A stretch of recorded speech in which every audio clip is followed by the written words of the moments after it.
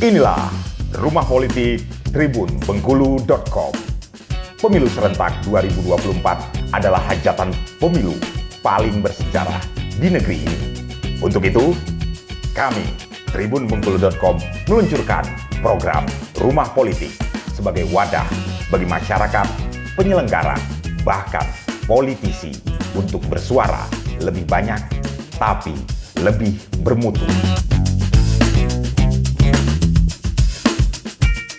Assalamualaikum warahmatullahi wabarakatuh. Halo Tribuners, apa kabarnya? Bertemu lagi dengan saya Prawira Maulana di program Rumah Politik. Hari ini kita sudah berada di kantor KPU Kota Bengkulu dan sudah diterima langsung oleh yang terhormat Ketua KPU Kota Bengkulu, Bapak Martawan Syah, SE MSI. Halo, apa kabar Pak Ketua? Alhamdulillah, baik. Sehat nih Pak? Sehat. Terima kasih Pak Ketua sudah menerima tim tribunbengkulu.com di kantor KPU Kota Bengkulu ini. Pak Ketua, terima kasih nih izinnya sudah memberikan izin dan kesempatan pada kita untuk wawancara. Di program Rumah Politik tribunbengkulu.com akan mengangkat isu-isu yang berhubungan dengan acara paling bersejarah di negeri ini, yaitu Pemilu Serentak 2024 dan digabung dengan Pilkada Serentak 2024. Pak Ketua, sampai saat ini di KPU Kota Bengkulu, apa-apa saja sudah disiapkan untuk menyongsong agenda besar ini, Pak Ketua? Iya, terima kasih Mas Wira. Jadi yang pertama perlu saya sampaikan bahwa untuk di masa ini atau di periode ini, ini kali pertama ya. Kali pertama kita melaksanakan pemilu dan pilkada serentak. Ini kali pertamanya tepatnya di tahun 2024. Memang pelaksanaan antara pemilu dan pilkada ini tahunnya sama, tetapi bulannya berbeda. Kalau pemilu dilaksanakan di bulan Februari, tepatnya di 14 Februari 2024. Sedangkan pilkada ini di November 2024. Terkait dengan hal tersebut tentu persiapan sudah kita lakukan karena sebagaimana diamanatkan Undang-Undang Pemilu, Undang-Undang 7 2017 bahwa tahapan pemilu ini dimulai 20 bulan sebelum hari pemungutan. Jadi sejak 14 Juni kemarin, 14 Juni 2022 ini secara resmi argo pelaksanaan pemilu ini sudah dimulai. Hitung mundur sudah ya Pak? Ya. Nah, terkait dengan persiapan tentu yang pertama yang menjadi pokok berkaitan dengan pemilu ini, hal yang terpenting berkaitan dengan data pemilih ya. Jadi sampai saat ini kita terus melakukan pemutakhiran data pemilih. Nah, itu kita lakukan pemutakhiran, kemudian per 3 bulan kita adakan rakor ya, rapat koordinasi dengan stakeholder maupun peserta pemilu. Nah, itu yang pertama. Yang kedua, agenda terdekat yang akan kita lakukan persiapan sekarang ini berkaitan dengan verifikasi partai politik. Ya karena sebagaimana kita ketahui bahwa penetapan peserta pemilu partai politik ini akan dilakukan pada 14 Desember nanti. Harus sudah selesai itu ya Pak? Iya, itu harus sudah ditetapkan partai politik yang menjadi peserta pemilu 2024. Nah itu. Jadi sekarang ini ya kita lagi mempersiapkan untuk verifikasi. Ya verifikasi ini ada yang verifikasi faktual, ada yang verifikasi administrasi. Kemudian yang setelah itu juga yang perlu kita persiapkan berkaitan dengan penataan dapil dan alokasi kursi di tingkat Kota Bengkulu. Itu Mas Firah sebenarnya. Pak, tentang verifikasi parpol ya Pak ya. Benar tidak bahwa saat ini partai-partai yang sudah yang lolos mendapatkan kursi itu kemudian tidak perlu diverifikasi lagi, hanya partai baru dan partai yang tidak lolos electoral threshold kemarin yang diverifikasi, betul seperti itu Pak? Yang mendaftar. Ya, jadi memang ini keputusan Mahkamah Konstitusi ya, keputusan Mahkamah Konstitusi bahwa partai yang pemilu kemarin, pemilu 2019 yang lolos PT parlemen threshold, parlemen threshold tidak mengikuti verifikasi faktual, mereka hanya verifikasi administrasi ya. Ya, Pak, ya. Tetapi partai yang ikut kontestan kemarin yang tidak lolos parlemen threshold akan mengikuti verifikasi faktual maupun administrasi, termasuk partai yang baru ya, Pak, yang baru mau ikut, baru mau ikut pemilu 2024 nanti dilakukan verifikasi faktual dan administrasi. Itu ya tahapannya. Iya. Begini, banyak masyarakat bilang gini, ya namanya pemilu serentak 2024. Tapi kan beban kerjanya tidak begitu berat karena pemilu dan pilkada itu ada spare waktu. Benar nggak Pak anggapan yang seperti itu? Ya, justru karena saya sampaikan di awal tadi ini pemilu serentak, ya kalau kita ini kan pemilu tahapannya itu memang kalau kita hitung dari sekarang ini sampai ke 14 Februari 2024 masih lumayan panjang, lumayan jauh.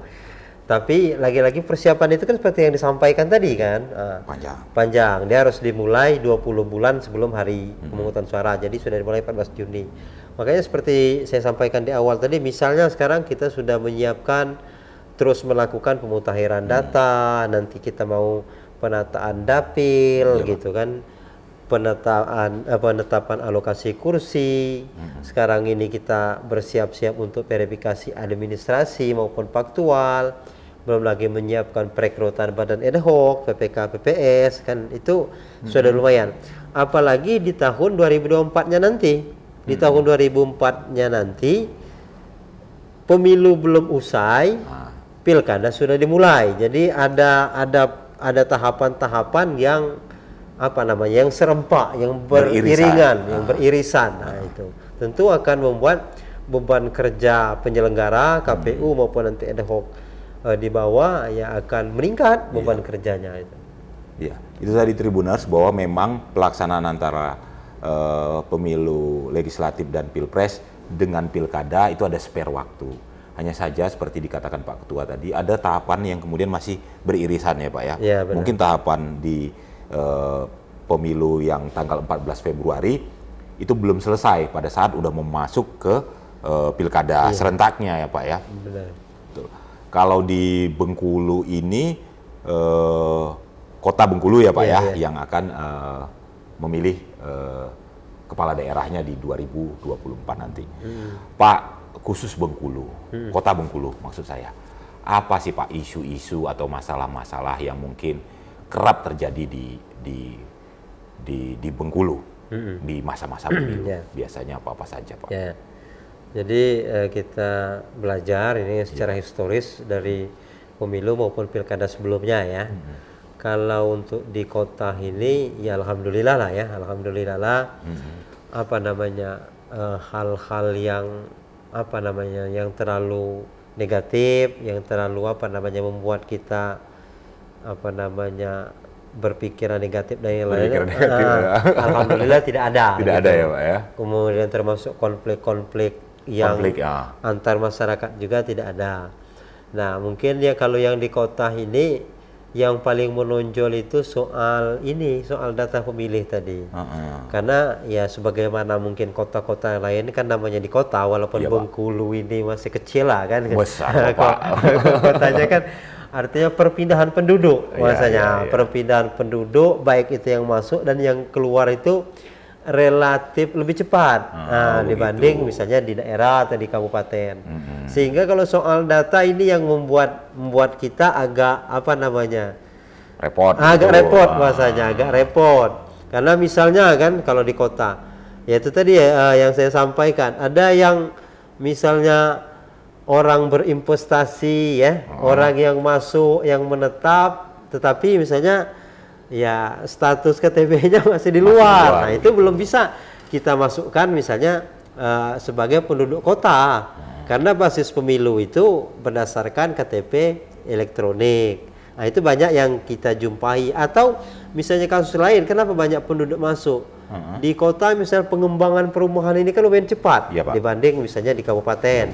Nah, orang yang ngambil ini kan bisa saja rumah ini bisa dari kabupaten lain atau dari provinsi lain. Nah, itu masuk juga irisannya Pak ya? Iya, dia sudah ngambil rumah di kota, tetapi kan secara apa kependudukan KTP-nya masih KTP misalnya kabupaten lain atau daerah lain. Padahal rumahnya udah di Bengkulu, di kota Bengkulu. Nah, itu juga secara administrasi belum bisa kita masukkan ke penduduk kota kan itu. Karena di undang-undang itu bukan tinggal lamanya, misalnya kalau tinggal 3 bulan 4 bulan di kota otomatis jadi penduduk kota, atau rumahnya di kota otomatis penduduk kota, tapi balik-balik berdasarkan KTP elektronik. Nah, itu Mas Wira. Baik.